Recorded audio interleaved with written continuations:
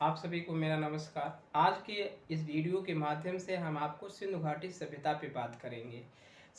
घाटी सभ्यता के भाग 1 पे। हालांकि सिंधु घाटी सभ्यता का भाग बहुत लंबा है, लेकिन हम आपको इस वीडियो के माध्यम से भाग 1 पे ही चर्चा करेंगे और बाकी जो पॉइंट बचेगा वह भाग 2 और भाग 3 पे चर्चा करेंगे।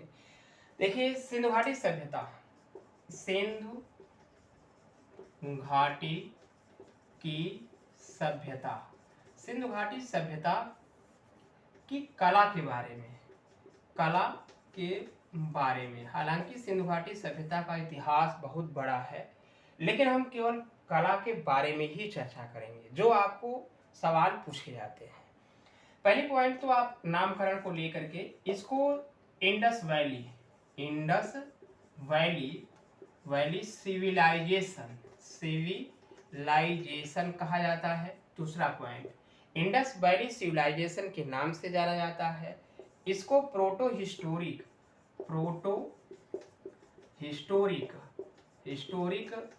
काल के नाम से जानते हैं। तीसरा पॉइंट, इसको आद्य ऐतिहासिक काल के नाम से जानते हैं, ऐतिहासिक काल के नाम से संबोधन करते हैं। चौथा पॉइंट, इसको प्रत्यागैतिहासिक काल के नाम से संबोधन करते हैं। 4-5 बातें हैं, ध्यान से। पहली बात तो आप यह ध्यान रखें, सिंधु घाटी सभ्यता या इंडस वैली सिविलाइजेशन, या आप कह सकते हैं कि प्रोटो हिस्टोरिक काल, आद्य ऐतिहासिक काल, प्रत्यागैतिहासिक काल, यह एक ऐसा काल है जिस काल के अंतर्गत हमको लिखित विवरण तो प्राप्त होता है, लेकिन उसको हम पढ़ नहीं सकते। साक्ष्य तो प्रमाण मिलते हैं, लेकिन उसको हम पढ़ नहीं सकते। इसी को आद्य ऐतिहासिक काल या प्रोटो हिस्टोरिक काल या प्रत्यागैतिहासिक काल के नाम से जानते हैं। यह भारत की सबसे प्राचीन सभ्यता है। भारत की सबसे प्राचीन सभ्यता का जिक्र सिंधु घाटी सभ्यता, इंडस वैली सिविलाइजेशन के तौर पे कहा जाता है।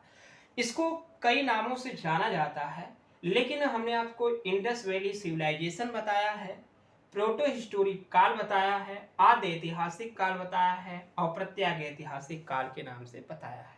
यह कई नाम के आप आधार पर रख सकते हैं, जिस काल के अंतर्गत हमको लिखित विवरण तो प्राप्त होता है, लेकिन उसको हम पढ़ नहीं सकते।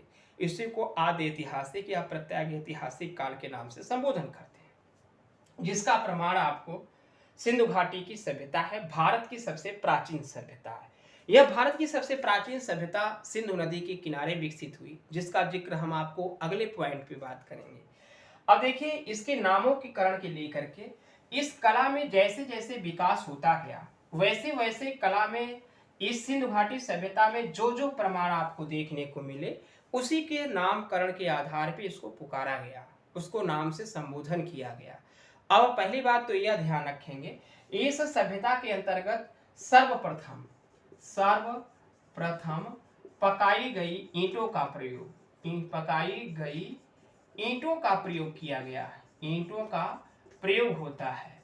अब भारत के अंतर्गत यह एक ऐसी सभ्यता है जो पकाई गई ईंटों की सभ्यता के नाम से जाना जाता है। इस सभ्यता के अंतर्गत पकाई गई ईंटों का प्रयोग हुआ है, और पकाई गई ईंटों में जैसे आप भवन जो बनाए गए, जैसे मोहनजोदाड़ो के अंतर्गत अन्नागार, स्नानागार का जो जिक्र मिलता है, तो यह आपको पकाई गई ईंटों का प्रयोग किया गया। लेकिन सिंधु घाटी सभ्यता एक ऐसी सभ्यता है जो नगरी सभ्यता थी, नगर के अंतर्गत इसका विकास हुआ। यही कारण है कि इसको सिंधु घाटी सभ्यता को नगरी सभ्यता के नाम से भी संबोधन किया जाता है। लेकिन यहाँ पे जो मकान बनाए गए पक्की ईंटों के बनाए गए, लेकिन उसके भी कुछ ऐसे स्थान हैं जहाँ पे कच्ची ईंटों की दीवारें बनाई गई, उसका भी जिक्र आगे भी के माध्यम से करेंगे। लेकिन सिर्फ आप इतना जानें अभी कि सर्वप्रथम पकाई गई ईंटों का प्रयोग हुआ है। दूसरी बात, सिंधु नदी व उसकी सहायक नदियों के कारण यह सिंधु नदी या सिंधु सभ्यता के नाम से जाना जाता है। सिंधु नदी के किनारे विकसित होने के कारण इसको सिंधु सभ्यता या सिंधु नदी की घाटी की सभ्यता कहते हैं। सिंधु नदी की घाटी की सभ्यता या सिंधु सभ्यता के नाम से संबोधन करते हैं। तीसरा पॉइंट, इसको मृतक पात्रों की सभ्यता कहा जाता है। मृतक पात्रों की सभ्यता के नाम से संबोधन किया जाता है। मृतक पात्रों की सभ्यता, पुरातत्ववेत्ता के अनुसार इस सभ्यता के मृतक मृदभांड जो मिट्टी के बर्तनों का जो जिक्र मिला इसमें काफी संख्या में मिलते हैं, जिसके कारण इसके मृतक पात्रों की सभ्यता के नाम से संबोधन किया जाता है। अगली बात आती है सर्वप्रथम, जो अगला पॉइंट है, सर्वप्रथम इन हड़प्पा पुरातात्विक स्थल से खोज होने के कारण, यानी सर्वप्रथम हड़प्पा टीले की खोज होने के कारण इसको हड़प्पा सभ्यता के नाम से संबोधन किया गया। हड़प्पा सभ्यता, पूरे इंडस वैली सिविलाइजेशन को सबसे पहले, हालांकि सिंधु घाटी सभ्यता के अंतर्गत मोहनजोदाड़ो, लोथल, कालीबंगा, चौहंदड़ो, धौलावीरा, रंगपुर, आलमगीरपुर, मांडू, ये कई नगर थे, यानी कई आप नगर, कई पुरातात्विक स्थल आप कह सकते हैं कि इनमें सभी पुरातात्विक स्थलों में सबसे पहले जो खुदाई होती है वह हड़प्पा की होती है। सबसे पहले जिसकी खोज होती है वह हड़प्पा की होती है। यही कारण है कि इसको हड़प्पा सभ्यता के नाम से भी संबोधन करते हैं। अगली बात आती है कि यह प्रथम बार एक ऐसी नगर नियोजन का उदय हुआ जिसको कारण आप इसको नगरी, प्रथम नगरीय सभ्यता के नाम से संबोधन करते हैं। इसमें सबसे बड़ी बखूबी बात है कि यह प्रथम नगरीय सभ्यता थी। प्रथम नगरीय सभ्यता एक ऐसी भारत देश के अंतर्गत एक ऐसी सभ्यता थी जो जिसके अंतर्गत नगर का विकास हुआ था। अब इसमें आपको ये ऐसे नगर का, जैसे आज के तौर पे आप कॉलोनी का जिक्र करते हैं तो उसमें रोड, सड़कें, नालियां और उसके बाद कौन से मकान कहाँ पे स्थित होने चाहिए, इस सारी बातों का जिक्र करते हैं। उसी तरीके से यह उस समय भी इस तरीके का जिक्र होता था। आज से यह जो चीजें आप देख रहे हैं वह उसके पहले का जिक्र है, आज का जिक्र नहीं है। लेकिन इसी कारण इसको नगरीय सभ्यता कहा जाता है। हालांकि अगला जो पॉइंट आता है, इसको सिंधु घाटी सभ्यता में काष्ठ का प्रयोग सबसे पहली बार किया जाता है। काष्ठ एक धातु है, यानी ब्राज का प्रयोग सबसे पहली बार हुआ। इस कारण जिसके कारण इसको काष्ठ युगीन सभ्यता के नाम से जाना जाता है। हालांकि जब काष्ठ की बात करते हैं तो यहाँ पे तांबा, टीन, जस्ता को मिला करके काष्ठ बनता है, लेकिन काष्ठ का प्रयोग यहाँ पे सबसे पहली बार है। तांबे का प्रयोग मनुष्य ने सबसे पहले किया है, लेकिन काष्ठ का प्रयोग सिंधु घाटी सभ्यता में सबसे पहली बार मिलता है। काष्ठ, हालांकि सिंधु घाटी सभ्यता के अंतर्गत काष्ठ और ताम्र दोनों माध्यमों का प्रयोग किया गया, लेकिन आप जरूर जानें कि ताम्र का प्रयोग मनुष्य ने सबसे पहले किया, लेकिन काष्ठ का प्रयोग सिंधु घाटी सभ्यता में हुआ। सिंधु घाटी सभ्यता में धातु माध्यमों के अंतर्गत ताम्र और काष्ठ दोनों का प्रयोग हुआ। सबसे बड़ी मात्रा में आपको काष्ठ से आपको मूर्तियां यानी कि मूर्तियों का जिक्र ज्यादा मिलता है। जो भी आपको पुरातात्विक अवशेष मिलते हैं वह ताम्र माध्यम में ज्यादातर मिलते हैं, काष्ठ माध्यम में सबसे कम मिलते हैं। और काष्ठ माध्यम का अंकन सिंधु घाटी सभ्यता में पहली बार हुआ है। अब इस कारण इसको काष्ठ युगीन सभ्यता के नाम से संबोधन करते हैं। अगली बात, कहा जाता है कि यहाँ पे एक मेसोपोटामिया के लोग मेलुहा शब्द का उपयोग करते थे। मेसोपोटामिया, आप ये जानते हैं कि भारत की सभ्यता में मेसोपोटामिया की सभ्यता के लोगों से व्यापार होता था। मेसोपोटामिया के लोग सिंधु घाटी सभ्यता को मेलुहा शब्द से बुलाते थे, जिसके कारण इसको मेलुहा सभ्यता के नाम से भी एक नाम रखा जाता है, मेलुहा सभ्यता के तौर पे जाना जाता है। इतनी बातें नहीं जो हमने आपको नामकरण के तौर पे बताया और इतनी बातों का जिक्र किया। देखिए दूसरी बात, सिंधु घाटी सभ्यता के अंतर्गत वास्तुकला, यानी कि यह वास्तुकला के लिए जानी जाती है, भवन निर्माण की कला के लिए जानी जाती है, स्थापत्य कला के लिए जानी जाती है। अगर आप स्वाभाविक सी बात चर्चा करें कि सिंधु घाटी सभ्यता में कौन सी कला अपने उत्थान पे थी, तो वास्तुकला।